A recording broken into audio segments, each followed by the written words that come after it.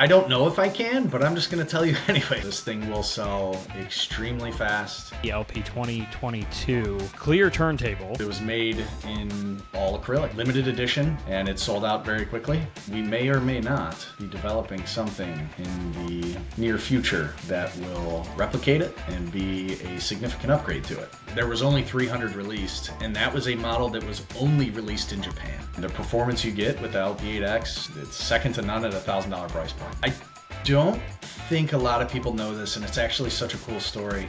The anechoic chamber in the dark was pretty memorable. Hey, here's a big one. It could potentially be the star of the show at Axpona. Welcome to another episode of the Axpona Audio Insider Podcast. My name is Lenny Florentine. I am joined by John Tarulli from Audio-Technica. What's up, man? How's it going, Lenny? Thanks for having me. Fun? I am. Axpona's a great show, man. Excited to participate. You have been in the audio industry for a while. And Yes. how'd you get into audio? Always an interest.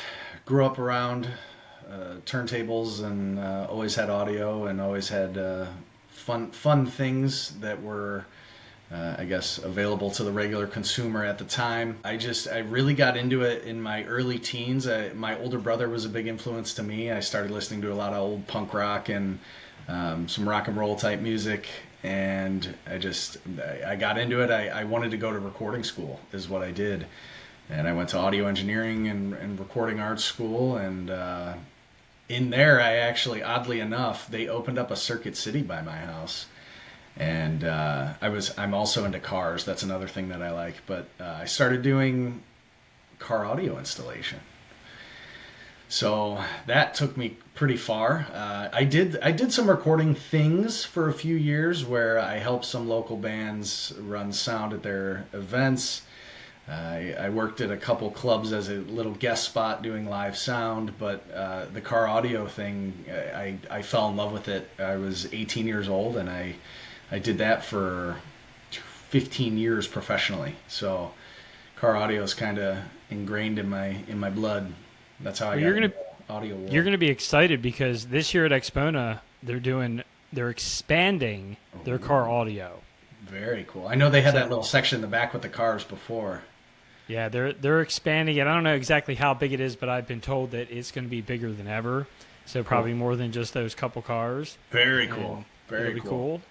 So yeah, so what was your first hi-fi system then? Do you remember that I owned? So I got into turntables when I was going to recording school. I had some old Stanton Straight 100s, and that wasn't necessarily a hi-fi system. My first hi-fi system was definitely in a car. I had some of the old Infinity Kappa Perfects. I was never a boom guy. I was always trying to reach the best sound quality. But I went from the Infinity Kappa Perfects to some of the JBL GTO stuff into... I was introduced to a brand that is obviously very popular in the hi-fi world. And when I moved from the big box retailers and started working at a custom shop, I ran a custom shop for 5 years, and that brand is Focal. And I had never heard of it. I had no idea what it was, and I actually saw the price sheet and I almost fainted because it was just like, they make $6,000 door speakers for a car, the Utopias. I could not believe it, and I really... I gave it a good listen, and we ended up being one of the biggest Focal dealers in the country for car audio, and it was magic. That stuff is spectacular. But that was my first hi-fi system. To answer your question, it's been in many different ways, but the car was definitely the first one. About 18, 19 years old. And so that kind of got you. How long have you been with Audio-Technica now? It's going on 3 years. And I just got right to talking to you because that's how we are. And of course. What is it that you do for Audio-Technica so everybody knows?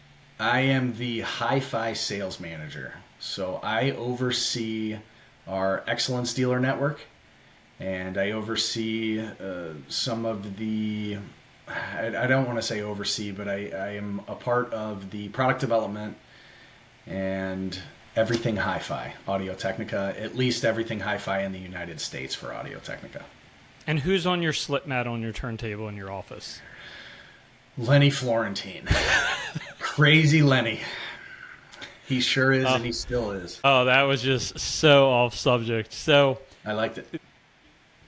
Audio-Technica has been around for a long time. Give me a little history on the brand. I don't think a lot of people know this, and it's actually such a cool story. And it was early 60s. The owner of Audio-Technica, his name was Hideo-san. He was actually a curator at a museum in Tokyo, and he used to put on LP listening events. And these events got so big that, I mean, it was just, he was blown away overall at just the participation of the crowd, and just, he would get a standing ovation after the vinyl was over. He was just, his mind was blown. And Audio-Technica truly started with him wanting to create audio that was available to the everyday consumer. And back in the early 60s, it was not. I mean, it was considered like a out of touch, very expensive. It was like a royalty kind of thing. And we did it, man. 60 plus years. Our 60th anniversary was in 2022, and that's how we started, was providing audio for all. And now, like, everybody has a turntable. Like, yes. Or at least everybody has vinyl. Some people still don't have a turntable, and that's why there's still work to do. Yeah. But, that being said, the history, the first cartridge you guys made, what is the most influential product that they've ever made? Is it that cartridge? It would definitely be that cartridge. Audio-Technica is a transducer company. So we make our specialty is making products that create energy from another form of energy. And whether it's movement or, in this case, our movement creates electricity, which turns into an audio signal. And that is truly what we specialize in. AT-1 was our very first product, that is the phono cartridge. We made phono cartridges for a long time. We started introducing different things, whether it be headphones, microphones, and then turntables in the 90s. So we've just grown and been able to provide that same. It's so cool because even now, like 3 years ago when I was coming into the company, they ingrain that in you as truly, they want you to know, like, we're here to provide the best valued product in the industry. That's what we do. And highest performance for, I don't want to say the lowest cost because that's not always the truth, but definitely a very, very high price point. We punch well above our price point and the value of our products. Which brings, like, I'm thinking while we're talking about this reminds me of the 60th anniversary when you guys released a bunch of 60th anniversary products. Yes. And the cartridge that you guys released for that was not a value product. I mean, maybe it was for what it was, but it was a high price point. But the coolest thing about that is I remember when we went and saw it and I got to hear it and everything, the coolest thing that I was most interested in was the box. Yes, the packaging. This is a Lenny statement. Like, if you, like, for those of you who don't know me and don't, especially like the majority of even my viewers, like, they're not hanging out with me, this is a Lenny statement.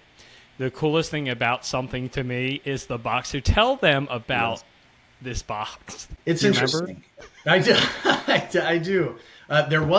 So that particular product, the product you're referencing, is called the MC 2022.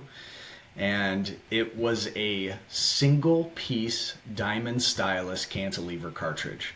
And that hasn't been done very many times. When it came out, it was the only one on the market. And it was a laser cut, lab grown, single piece diamond stylus cantilever. That was the star of the show. The box was extra cool because so it was actually a Japanese paper that it came wrapped in. And it came in a standard cardboard box, but when you opened it, there was 2 white gloves, and you had to put on the white gloves because if you touched the outside of the box, it would leave. It would actually, you would be able to see the ink in the packaging with your fingerprints all over it. So we didn't want the packaging to be marked up. That's kind of a cool little touch we put on it, just of how intricate it was. And when you pulled that sleeve off, then it came in a really, really nice, like, walnut looking box. It had serial numbers etched on the glass that was covering the cartridge itself, and then it was in a drawer. So you actually slid the cartridge out of the drawer that was encased in a little piece of glass. It was pretty magical. You could probably find pictures of it on our website. I just wanted to touch the box. Yes, you can't touch the box, Lenny. Can't touch the box. So, leaning on the 60th anniversary products, there were some other really cool ones as well. So you had the Soundburger. Correct. Which there was a red version of the Soundburger, which, the Soundburger is still, it's just an awesome product. You can play vinyl on the go. You can put it in your car. You can do all this cool stuff with the Soundburger. Mm-hmm. Still a current product, just in various colors. The red was the anniversary edition. But there was a special edition one that you showed me last time I came up and visited. Can you tell me about that? I can. I don't know if I can, but I'm just going to tell you anyways, because... There you go. This is what you're not supposed to know. Well, it's because it's posted on their website. So I would assume you're referring to the Supreme Soundburger. Oh, I was not. Well, what? But I guess we can talk about that one. I was referring to the one with the beach scene on it, but let's talk about the Supreme one. Yes. Let's talk about this.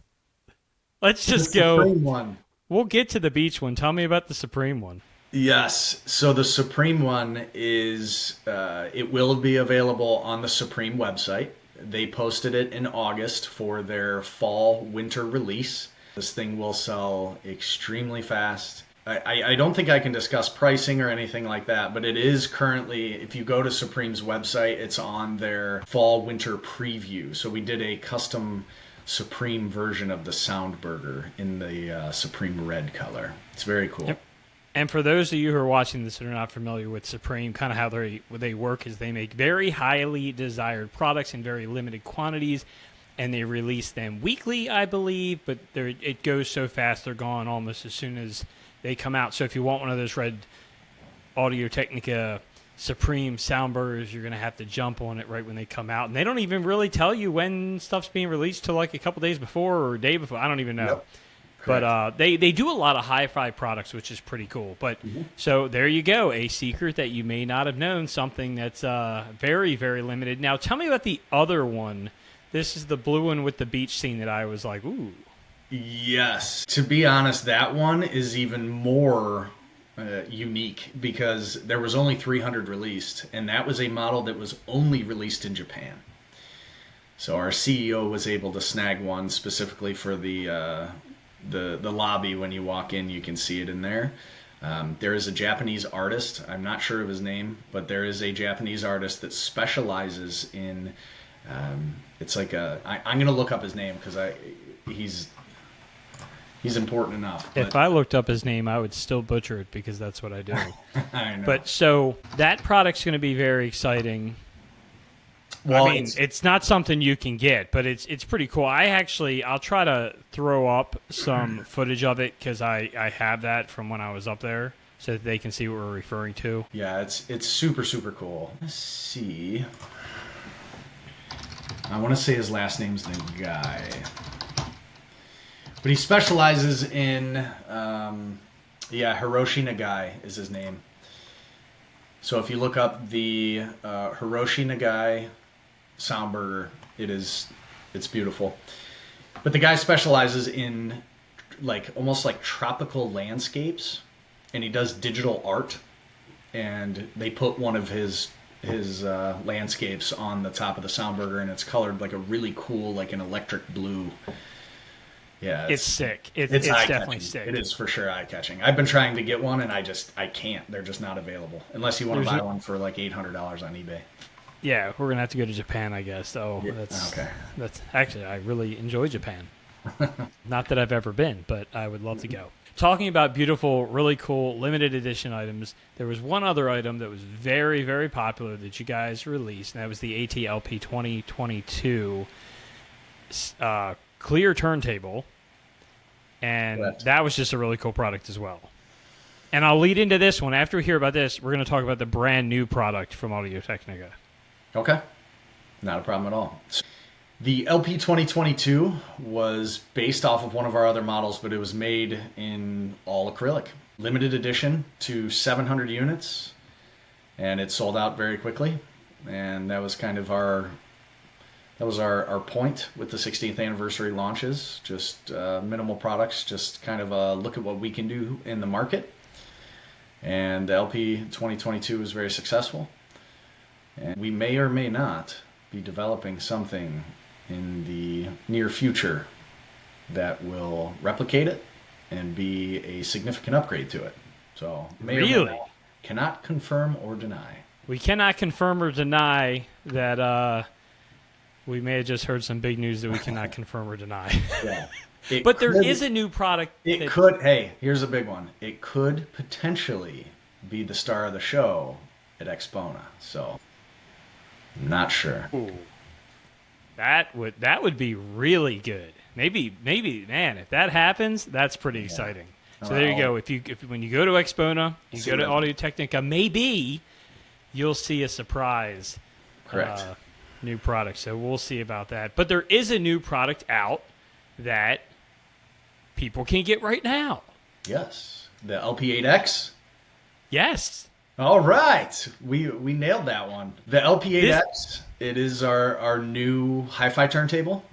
It is the beefiest turntable we've ever made. It is a full ground-up, engineered from scratch, and it is the highest dampened turntable we've ever made. It's got a new tone arm. The platter weighs 10 pounds. Like, this thing is super, super nice. The biggest feature and the most requested feature we get, it has an auto lift on the tone arm and auto stop on the platter. That's my favorite. Look.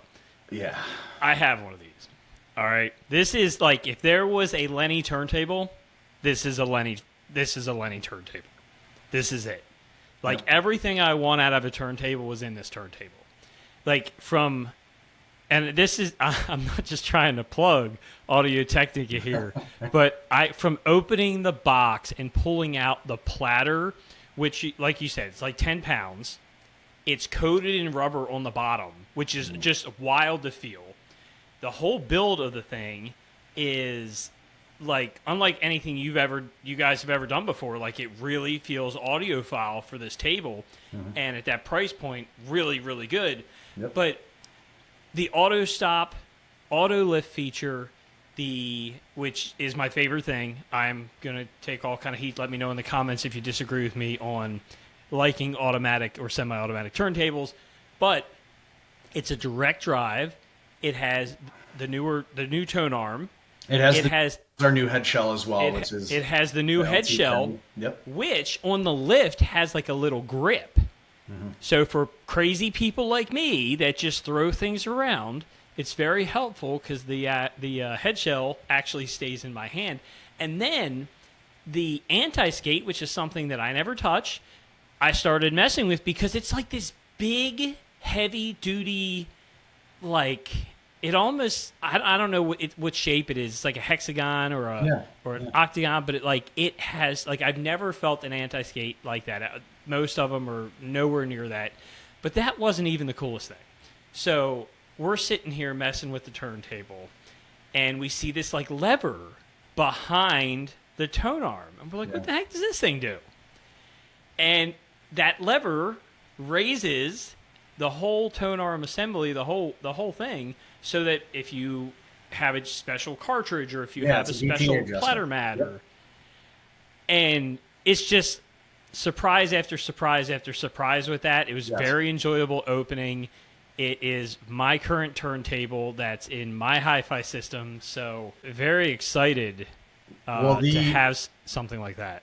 Something really cool as well that we've never done on a turntable. It actually has an additional 10-gram weight you can screw onto the back of the tone arm, and that's for cartridge compatibility. So we wanted you to be able to use whatever cartridge you wanted with it. It is super nice. I was really, really excited about it. Realistically, the price is extraordinary, and that goes back to our roots. That goes back to making a product that is truly a high-valued product in the market for a very reasonable price. And the performance you get with the LP8X, it's second to none at a $1,000 price point. The matte black look of it, it is an amazing table. You even put the black VM95E cartridge on it. Mm-hmm. And, you know, I have mine outfitted with the 750 SH cartridge, and then we have a 760 special line cartridge, which is my favorite cartridge. You know, and I'm a moving magnet kind of guy. You know, just me, just how I am. But I love that cartridge, that stylus, and just super excited to see. Literally, if I was to be like, what kind of turntable would I want to make? It was that. You guys made it. So to me, that's probably the most impactful thing that you guys have ever made for me, or the most valuable thing, like, to me. What do you think the most valuable thing that Audio-Technica has ever contributed to the hi-fi industry itself? Cartridges. No questions asked.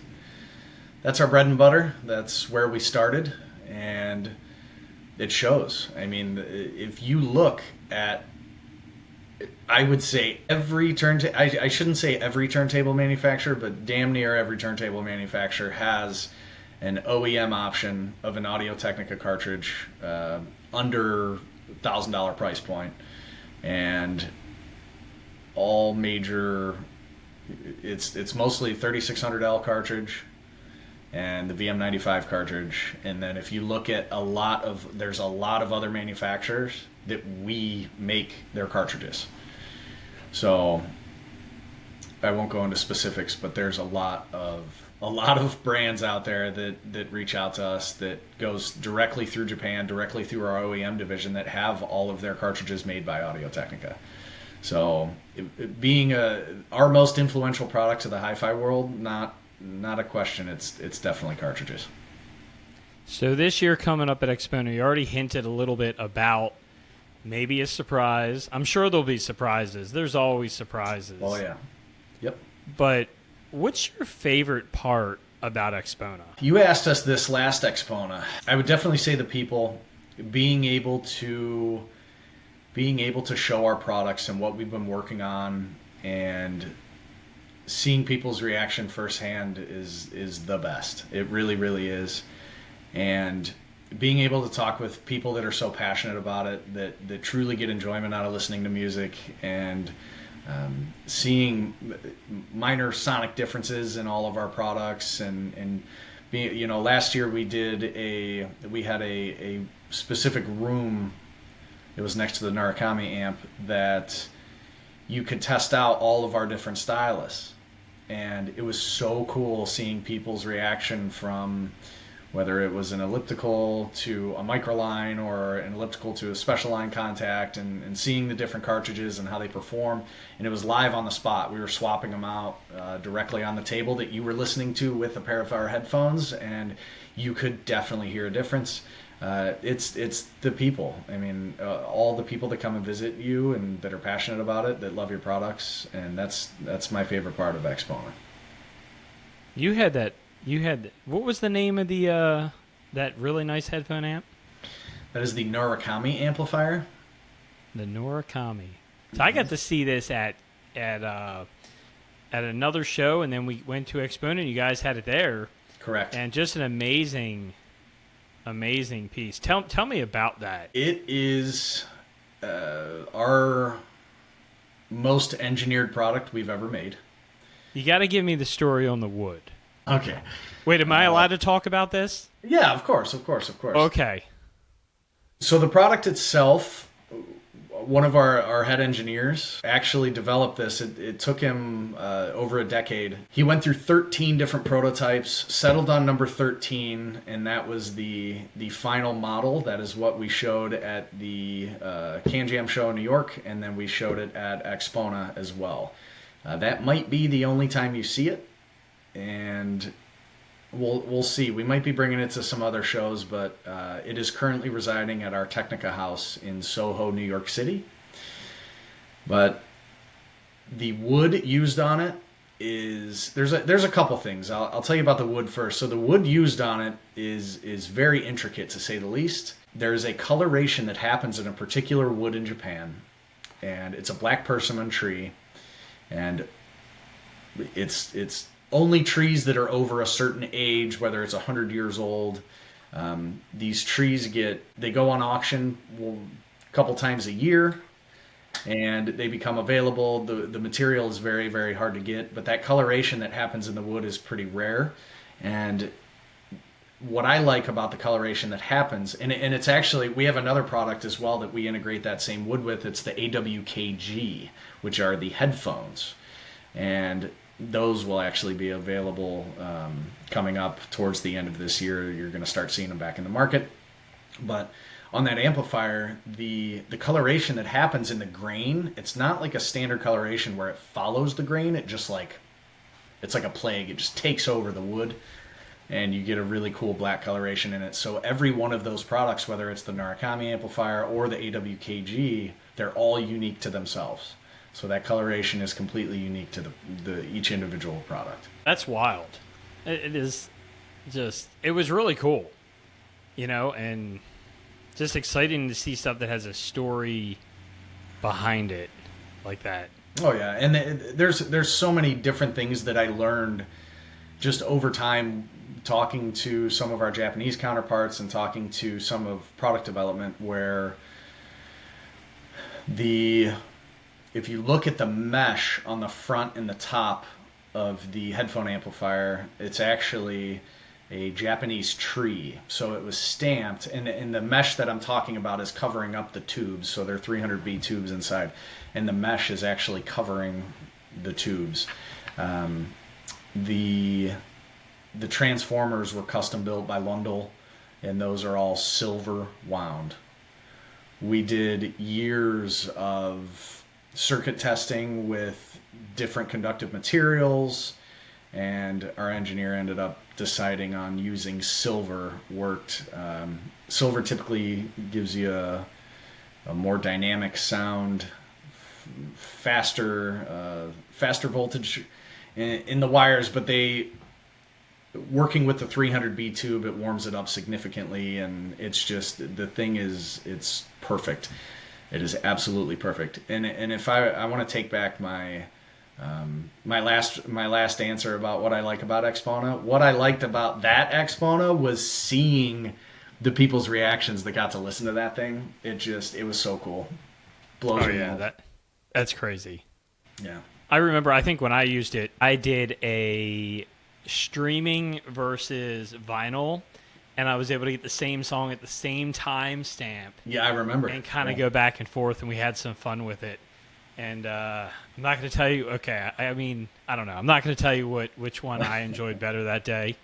But you would have to try it for yourself. And that's a fun thing to do. And I mean, trying vinyl with streaming, comparing stuff like that, that's like a fun thing that anybody can really do that has a turntable. Absolutely. What is Audio-Technica's legacy going to be 100 years from now? It has not changed in 60 years, and it will never change. It will never change. It's going to be the same. That is by far our motto, whatever you want to call it, is providing audio to all, making sure that we provide a very good, high-valued product in the market that, can, whether it's an entry-level turntable, whether it's a $2,000 turntable, whether it's a $9,000 cartridge, providing the best possible value and for the price point is what we're going to continue to do. And we're just going to innovate and figure out ways to make better equipment for reasonable prices. So, talking about innovating, and I got a little ahead of myself on the last one. I really wanted to lead in with this one, but I didn't, but you led in for me. How do you see the hi-fi industry changing over the next 10 years? I can speak to, and I'm going to use headphones as an example, what I've seen just in the last 3 years. And kind of, I can relate to my automotive, my car audio years as well, but what you're starting to see is there's always going to be an upper echelon of products which are, I guess you could call them unreachable by the everyday consumer.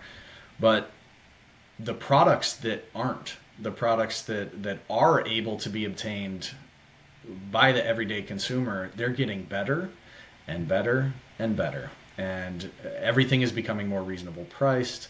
And you saw that with TVs 10 years ago. When televisions is a great analogy to that is, I remember the first plasma TV that ever came out. It was like I don't remember exactly the brand, but I think it was a Pioneer. It was like $10,000. And now you can go and buy a 75-inch TV for $299. I'm not saying the performance will be the same, but it'll be similar. It'll function. You can there's still watch your TV definitely levels show to this stuff, but what you're starting to see, and what I think will continue, is you'll start to see more affordable products that will truly perform higher than their price shows. What's the craziest thing we've ever done? You and I. Should I answer that question? We have to keep it to something that we can put on the air. But so, for those of you that may not know, we have hung out quite a bit in various shows, stopping up, to the headquarters and stuff, and we became friends over the years. Trying to think if there's a fun story that we could tell. I would have to say the anechoic chamber in the dark was pretty memorable. That was my first experience with the anechoic chamber in the dark, at least, and it was something I've never felt before, but pretty cool. That was definitely something to share. Am I the only person that's ever came in and been like, let's shut the door with the lights off and no sound? Oh, absolutely. Absolutely. Yes. Because the funny thing is, not a lot of people have been in an anechoic chamber, and they don't realize how strange it is. So when you walk in, your first impression is like, whoa. It's like somebody flips a switch on your hearing. Like your hearing feels like it got shut off. And then, when you turn the lights off, it makes it... I didn't realize the physical effect it would have on you. You like lose it, man. It's pretty wild. I would love to try to break the world record of that. But I don't think it's going to happen, but, it'd be great. So, you listen to a lot of music. What are you listening to right now? Ooh, right now, there's a couple different albums. So, one of my favorite artists, which I highly recommend, shout out to him, is Kelly Finnegan. He is a solo artist. He's an R&B, jazz. He's a pianist that plays a ton of different instruments. He does a lot of recording, but his albums are unbelievable. And he actually had an album come out, I believe it was yesterday, and it's called A Lover Was Born. That's been pretty much on consistently. And then he's in a band called Monophonics as well. They're very, very good. Check them out. Over the last 6 months, I've been playing Brother Bird, Another Year. That's a really, really good album. A really good album to listen to on a hi-fi system. We actually listened to that one together. We did, man. We did. Yeah, the Brother Bird album is so good. It's very calming. It's a really, really good album. And then Many Eyes. I've been playing Many Eyes constantly. So they had an album come out fairly recently, over the last month or two. It's called The Light Age. It's a newer band, and they're really, really good. If you like some hard rock, metal type music, Many Eyes is really good. They show crazy dynamic range, crazy vocal range with the lead singer. And then the last one I would have to say, one of my albums of the year is an artist. His name's Dustin Kensrue. He's the lead singer of a band called Thrice. Oh, yeah. He came out with a solo acoustic country album, and it's called Desert Dreaming, and it is magical. It's unbelievable. And I did get a chance to listen to it while I was in the desert. So that was even cooler. But yeah, those would be, I'd probably say top 4, top 5 albums. That Kelly Finnegan album, it just came out yesterday and I've been listening to it and it's extraordinary. Like everything he puts out, it's really, really good. And then Brother Bird, Many Eyes, and Dustin Kensrue for sure. So I know you like to go to concerts. Yes, I sure do. And you made me one of the most jealous people ever this past weekend. Have you been to any good concerts lately? And when people see this, it won't be this past weekend, but let's put this in real time. It was true. Last weekend. Yes. Yes, I did just get back Monday from the When We Were Young Fest in Las Vegas. And it was a lot of bands that I listened to back in... When you were young? Late 90s, early 2000s. And that was really a lot of the music that shaped some of my current taste. What bands did you see? Absolutely amazing. We saw Daisy Grenade, which was really cool. It's a band out of New York. It's a double girl lead singer, which was super cool. It's like a pop punk band. And we saw LS Dunes. We saw Cobra Starship, Fall Out Boy, My Chemical Romance, The Used, Bayside, Chiodos. The list goes on and on. I saw Treyu. I mean, you name it. I saw it. We tried to see everybody there. I don't know if you saw videos of that place. It was crazy. I did, and I texted you that said I wouldn't have hated you if you would have got me a T-shirt, and you texted me back. We just got to the merch tent. We're not buying anything. The line is so long. Yes. No, there was actually a person standing in the crowd with a big stand-up 15-foot tall sign that said, "The merch line starts here." And I looked, and it was 100 yards away from the booth. I was like, there's no way. There's no way. It was like worse than a TSA security checkpoint. Yeah. I was like, nope. And then we ended up waiting till later in the evening to see if, like, hey, we could go back. The line was still zigzagged through the whole entire thing, and then the line was 50 yards long instead of 100. I'm like, nope, not waiting in it. That's wild. I think that's one of those concerts that I would just love to go to because I'm pretty sure every band that I grew up on the same thing. Yep. Plays there at some point. It's funny, you saw Fall Out Boy.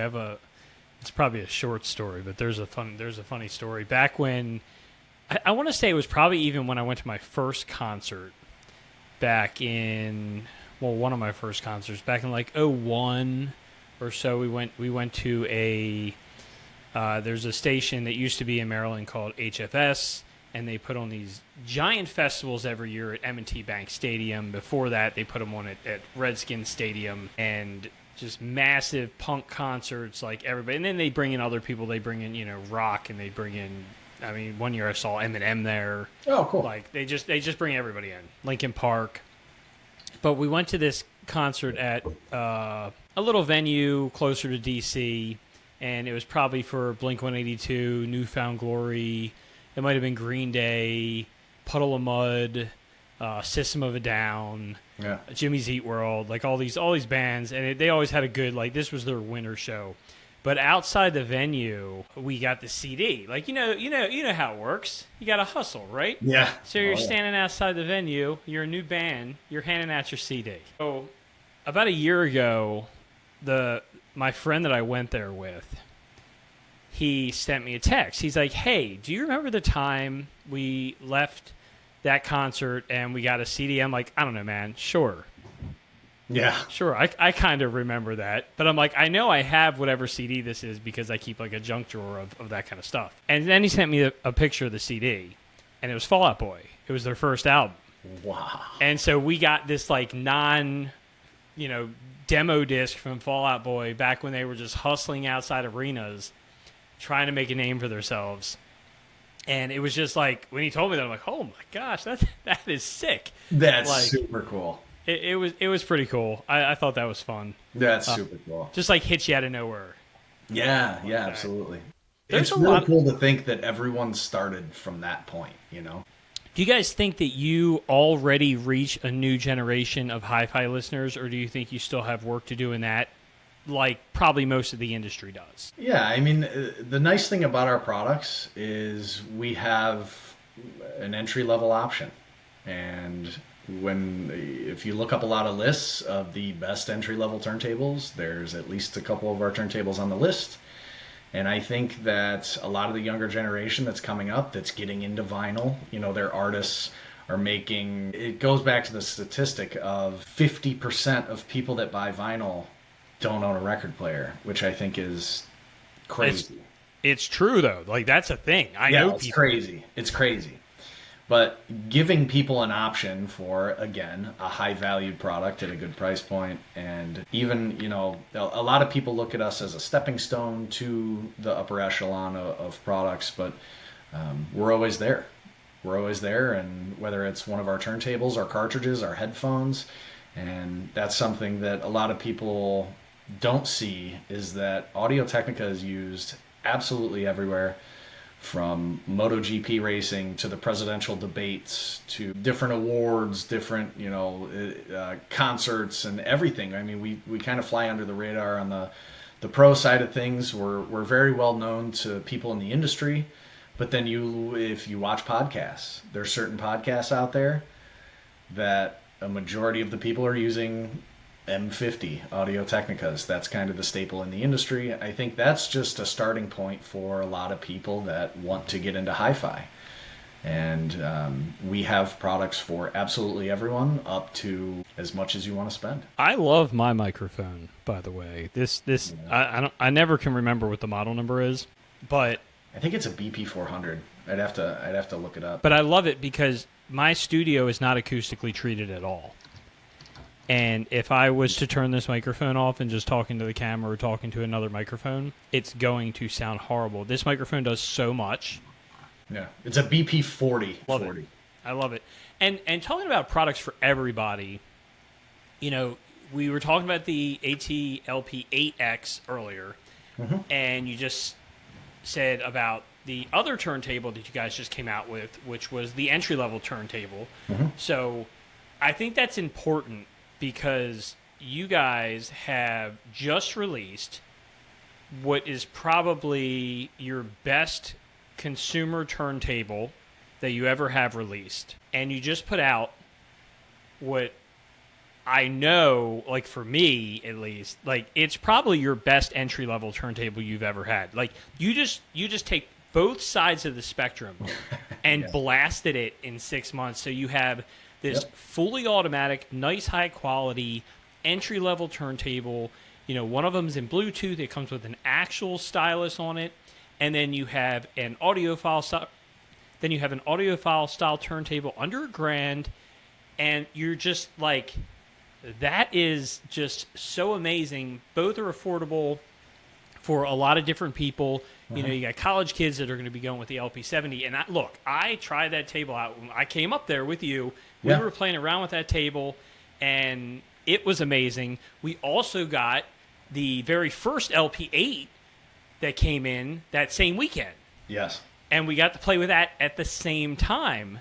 And it was just amazing because you covered both sides of the spectrum. You had something that was entry level that a lot of companies are one or the other. A lot of companies we're making something for the first timer, or we're making something for the audiophile that's like super high end, but nobody's saying, hey, we're going to make something for a first time turntable buyer, even have a pair of speakers with them, but make it upgradable so that it could be their only turntable they ever own. That could be it.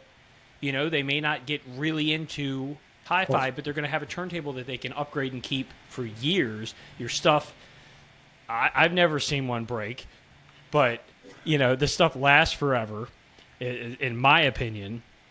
And then you hit the market where the LP8 could be my forever turntable.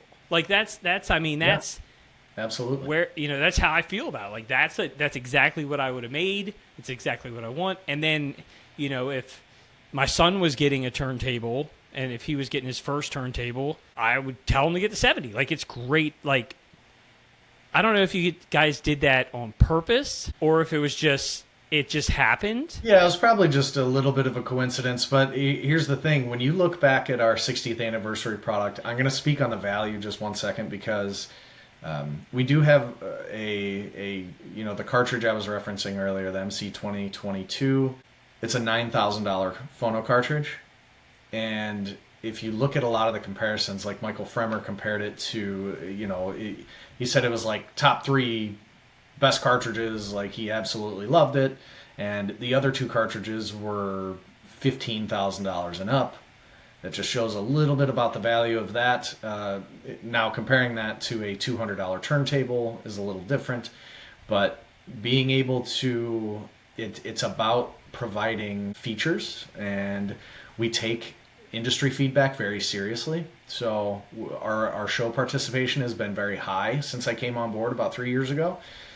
And industry feedback is extremely important. So with the 60th anniversary products coming out, and we kind of took a little bit of a gauge of the market and, how quickly everything's sold. Audio-Technica does not rush anything. It's all Japanese engineering, and they are very calculated, to say the least, but they took a lot of the feedback they got. Even from some of the cartridges that we have, like the VM series cartridges, threading the bodies of those in the future. There's just little tiny requests across the board that we get at shows and just general feedback through reviews. And we start to apply those, and that's what you're starting to see come out in the market. One of them being the LP70X. That thing is spectacular for an entry-level turntable, and I don't think there's anything better on the market, not being biased for my own personal brand, but if you look at the LP70X's features versus other fully automatic turntables, the biggest sales point is the VM95 series integrated head shell into the tone arm. You have upgrade capabilities now, and if you look at, we took into consideration the tracking force of that cartridge. And if you look at the tracking force of each individual VM95 series cartridges, we were able to do that and still maintain that tracking force that fit the specifications of all the VM95 series cartridges. Now, the option is there if you want to upgrade it, but at the same time, you can still get the VM95C cartridge on the turntable that will perform. It'll perform. It's a very, I don't want to say inexpensive, but it's a high-valued cartridge at like $30 you could get a replacement stylus for. But you're also saving the vinyl. So the tracking force is almost cut nearly in half from the previous LP60X. And the tracking force on that is usually 3.5 grams for the 3600 cartridge. And now you're going down to 2 grams for the VM95 series. There's so many things we take into consideration and so much industry feedback that you're starting to see some of that stuff come to fruition, if you will. So it's kind of nice. And there's a lot of products on the horizon. There was some stuff we were supposed to release this year that we just didn't have the bandwidth for. The LP70X, a product released today, which is actually a big deal. Really? Yes, it released today, which is the AT-LP3000 headphones. So they are the little brother to the AT-LP5000. It is the same diaphragm used as the AT-LP5000. It's a little similar physical design to the AT-LP5000, but one of the biggest things we wanted to do was make it more of a kind of get the same dynamic performance of the AT-LP5000, but with the 3000 it has a lower impedance, so it's a little more usable in portable situations, and then a little more usable with just some of the entry-level audio equipment. So there's going to be a lot of stuff that people are going to be able to try out at Axpona next year. It's going to be so much fun. You can come hang out with me and hang out with John. We'll be there. Yep. You may see us together taking selfies or something. Yes. We could be doing something crazy. You never know what's going to happen. I'm all over the place at those shows. At least you're able to kind of stay in one place.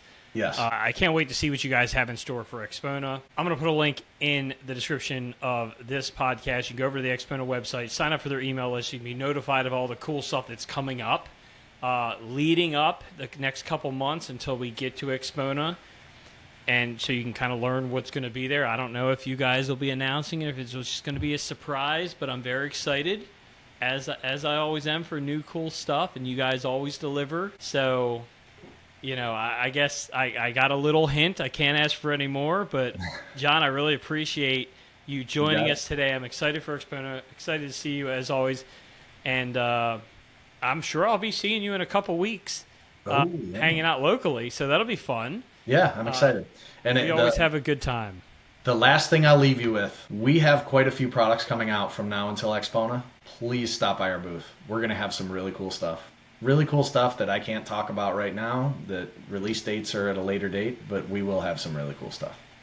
Oh, that's super exciting. I am pumped myself, and I can't wait. Axpona is going to be a blast. I'm already kind of in the Axpona mood, like doing this new podcast. It's exciting. I got a new podcast weekly, and it's really fun. So I'm very excited. We're gonna have a good time, and thanks for joining us, and we'll see you guys next time. I don't know if that's a good closing or not, but that's just what I'm gonna say this time. I'll see you at Axpona. There you go. I'll see you guys at Axpona.